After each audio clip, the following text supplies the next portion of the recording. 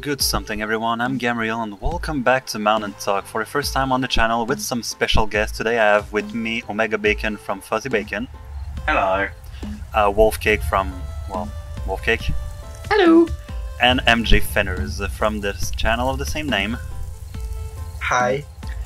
And today what we're gonna talk about is mostly related to YouTube because we're all YouTubers, but it could apply, I think, to any artistic practice, or to singing, painting, sculpture, drawing, whatever it is you do that is artistic in your life. We're gonna talk about basically where you aim. So whether it'll be better to aim at I'm gonna use a YouTube example because that's where we're all in this conversation. Yep. But it's about whether wanting for us to play with our idols or to become the next Markiplier, PewDiePie, the next big person everyone wants to play with. Aim high or aim right? Basically, yeah, aim high, like playing with your idols, or aim right, which is becoming your own legend and being big yourself. So we all have. That was a big thing recently, wasn't it? Yeah. So basically, we all have favorite YouTubers. We're gonna slowly go over them. So Matthew, if you'd be so kind to start. Yeah, sure. So basically, I don't have just like one main YouTuber. My whole YouTube persona, and even how I act in real life, is affected and inspired by just three YouTubers, which are Markiplier, Dodger, and Strippin. And Markiplier is really when I first started, I didn't really watch Markiplier that much, but after watching him a lot more, it affected the way I viewed my fans, if you get what I mean. Like how they are actually people, not just numbers, and how really they are the ones that they're the reason that I am where I am and where I'm going to be in X amount of time. And watching his crazy crap on, can I swear on this? Yeah, you can swear, no worries. Okay, awesome. Just bleep it out, it's fine. But yeah, all this stupid stuff that he does, it always makes me think outside the box and try and make my stuff unique, and just try and make it interesting for people to watch. Yeah. I think that's something that, while I don't actually watch Omega's videos that often, that is something that you and the other guy you work with does a lot, I think. You try and think outside the box. Definitely. What you said is completely true. When we were starting out on YouTube, we really didn't grasp the concept of fans, and when they started slowly flowing in, we didn't quite know what to do with them.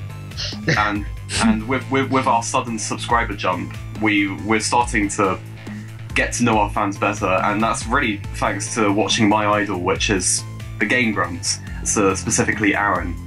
It's I spent a long time pretty much just fantasizing over maybe one day I could meet him or at a panel or something, and maybe I could be up there with him one day. But I considered that dreaming a bit too far though. Yeah. While I was in that phase, and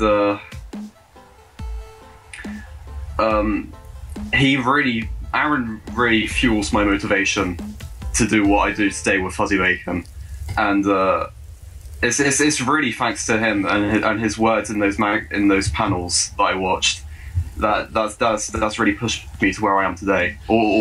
Yeah. He says this so many times, but people come up to him and ask him, how do I start a YouTube channel, and he just says, just do it, and nothing's ever been more true. But yeah, it's really weird how sticking on the whole subject of fans, obviously you're a fan of Aaron, and it's he affects how he influences and affects how you do YouTube. And it's with Dodger, since I started watching her, it's changed both my YouTube life and my real life, how I act in real life. It's very much been affected by Dodger. Yeah. And it's Dodger and Markiplier have always been ones who affect how I act and how I perceive things. And like Yeah. Dodger has definitely helped me with like my news and that sort of thing, because I always wanted to make my channel gaming/news. Uh-huh. And when it comes to stripping, it's literally just like I just relate to him about like he actually inspired, because me and Gamriel have a Fenners versus Gamriel like series on my channel where we just like at the minute it's only Pokemon, But but eventually it's gonna get more. We're gonna play more games. yeah, One against the other, and yeah, exactly. But I just relate to stripping. It's like how we're both really competitive gamers, and we both Yeah. rage real bad. So it's great when you can relate to people and they can inspire you and affect like how you act and perceive things. That's definitely the thing. I mean, I don't know about Fuzzyberg, but speaking for myself, I really look up to the Game Grumps. And yeah, this is probably a good time to get this out there, but we've had a lot of people telling us that we're plagiarized and Game Grumps rip-offs, and you know, like that's kind of understandable, but really, plagiarizing is the practice of taking someone else's work and passing them off as your own. And I'm proud to say that we're inspired by the Game Grumps. So we're not stealing. And Aaron specifically said that himself during his MagFest panel this year. Someone asked him, how did you start out as animating? And he was practically plagiarized during his Machinima days as well. And he said it's not stealing. So what they do can definitely be done by so many other people. without it being necessarily copying directly. Yeah, it would only be plagiarizing in the YouTube sense if you downloaded one of his videos and then put it onto your account and then monetized it and claimed it as your own. That's, I think, in terms of YouTube, that's technically plagiarizing. But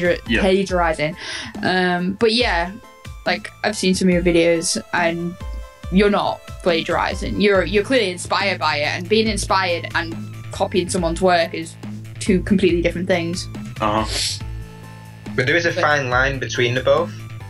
Yeah. Like you can be inspired and such by somebody, but you have to make sure. Like I'm not saying that you are a copy of Game Grumps or whatever.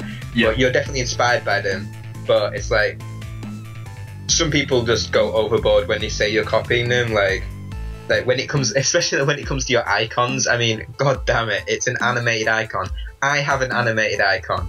Am I copying from Game Grumps? No. That's the thing. It's the thing is we use the same formula, and the thing that kind of makes me sad is that people fail to realize that so many other people use this formula as well. Yeah. We have a somewhat similar intro, somewhat similar art style, I guess. But apart from those are really the only two things that relate us to the Game Grumps, because everything else is our own style. We have our own outro. We have our own style of jokes. We play different things. We actually talk about the game when we're playing the game. That's not against the Game Grumps, but yeah, I'm just saying we really have defined that fine line, as you say. Yeah. And again, as small YouTubers, because we're all pretty new channel, like we've all been there for less than 2 years, Sam. Yeah. Yeah, I've been around about a yearish. And Yeah, that's the thing, we're all very young channels, and we all have our inspirations. For example, the YouTuber I look up to is Markiplier as well, because he does great content, he cares for charity, he's just a great guy all over, and he's one of the YouTubers that inspired me to do YouTube. For you, James, is the Game Grumps. We're all inspired by someone to start doing YouTube, so it's normal that some of those YouTubers' style perhaps will reflect in our videos, but that doesn't mean we're copying and plagiarizing. Yeah. We're just creating our style from what we know already. But what I was going to say is really Aaron, specifically Aaron. Danny's a hot piece of ass, but Aaron, he really fuels my motivation to aim up to where he is. You know, I would never mean to take his place or just. It's really. I want to be our own legends, but to get there, I'm really. I'm not going to get there without dreaming about being somewhat like the Game Grumps and the life that they have. Yeah. Yeah, it's you can totally dream about being a big YouTuber or being as big as your favorite YouTuber. I think you just need to you just need to be sensible about it. Really, like and there are people. Sadly, there are people out there that think this, but there are people who think I'm going to be like PewDiePie in 2 seconds. Or I'm gonna get this many subs the second I upload this video. And obviously they'll be disappointed and so on and so forth. Yeah. So you kind of just need to, be sensible about it. Don't focus on the subs or the views really have or whatever, to be in there for because the right reason. Yeah, because I mean, even if you have, I don't know, like 100 or even like 500 subscribers, in the terms of YouTube, that's quite low. That's not a lot of subscribers in comparison to like most YouTube channels. So the best thing you can do, especially when you've got such a young channel, just kind of focus on the game that you're playing. Try not to focus on the subs. I mean, you can do obviously you can do like, oh, I've got 100 subs because that's great. Oh, I've got 1,000 subs, that's great. But try and focus on the games, because I think people kind of can see when you can kind of sense that, like when you can sense like confidence in a person, and you just know that they're confident and you're drawn to that. I think that's the same with YouTube and all that. Like if the viewer can see that you're more into the game than everything else, that kind of like attracts them. Yeah, definitely. Yeah, I definitely agree. I've seen channels with 300, 400, 500 videos and very little subs because the content was not quality content. They just yelled to have subs and views and money. They were just in for the potential glory. They didn't care at all about their video. It was just, I'm gonna upload videos and become famous. I'm gonna be like, yeah. Exactly. But being a YouTuber is a lot of work. Like, you're all YouTubers, you all know what I'm talking about. I think the fun thing about it, like when you've got a YouTube channel, is just learning about how to tag videos, how to annotate, all that kind of stuff, like how to animate, how to create your outros and all that stuff, and outros and intros, get like learning how to make it and all that stuff, especially when you build it all up from scratch. And it's this and you get this rewarding sense of pride. If you did get big and you was even more lucky to and you were lucky enough to like have YouTube pay your bills and all that, you can develop even more, you can get better stuff, and it's a really interesting learning process as well. And more importantly, the people that you meet along the way, people that can help you, people that can help you. Well, that's an obvious statement, but people that can help you along the way and give you advice and help you out and collab and all that stuff, and you can make friends. One of my previous mountain talks is actually about that very topic. That even if you don't make it big on YouTube, the people you're gonna meet are gonna be worth just being on YouTube, just to meet those nice people. Yeah, and they're in the same position as you, so they kind of it's not like they don't understand what you go. They're in the same boat as you. They do the same thing. They have their part-time job. They go to school and they have their YouTube channel on the side. Well, it's like I've moved a lot around. Moved around a lot. Like in the past, I don't know, 5-6 years. Yeah. So I haven't really been able to maintain like a group of friends. That's the thing, yeah. The last group of friends that I could probably point out, like my friends when I used to live in Spain, and I still talk to them and that, but I miss them. But it's like ever since I got back, I literally have like no friends in England. I mean, I have like some of the friends who you always keep. Like I have like my best friend Emily. I have like my brother Femi. I have these sort of friends. But I don't have, it's like a random group of friends. And I mean, obviously I have my, like, one of my best friends ever, Jack, who I now live with. But, I mean, when I first started YouTube, I was in my tiny little room in Spain on my shitty, like, 10-year-old gaming computer. And so it could run hardly anything. And it was literally like one day, I met this guy called Sean. Don't really speak to the guy that much anymore, but through Sean I met Gabriel. I met Emma from Freestar Gaming, who has become like this amazing friend, and then I met Gabriel through Emma, and it was just like I've made these two amazing friends who I would class as my YouTube friends, but I'd also class them as like at first I classed obviously Gabriel as a YouTube friend, but I would class him as a really a really good friend now, because then there's been nights where it's not just like talking about YouTube and all that. It's just like we'll just chat and we'll just talk and we'll have like one of the best nights ever. And I completely agree. I mean, first time we met, we spoke for 10 minutes and then proceeded to record 3 hours of super fun stuff. Definitely, yeah.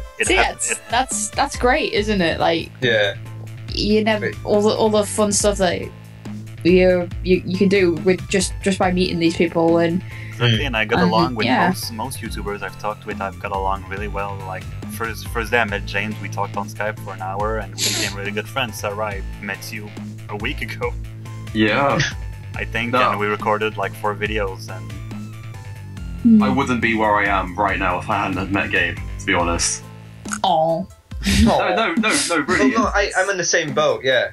Yeah, it's because communications have really kicked off since I met Gabe, because he introduced me to a couple other communities, and he also being friends with Gabe has also given me a sort of intimate communication, relationship with the whole YouTube thing. So it's really not just the uploading and the communication with fans, it's also just having friends on the side that you've met along the way, and I really find that such an amazing thing. Well, yeah, like one of my dreams is like, well, not one of my dreams, like something that I really want to get into and like try it out and see if I'm any good at it, is like voice acting. Oh yeah. Because I've always thought I was good-ish at it, and through Gabe, I got a voice acting gig. Like literally, Gabe was like, "Hey, there's this post. This guy is looking for a voice actor. I can't do it right now because I'm super busy. Do you want to try it out?" I was like, "Sure." So he sent me a link,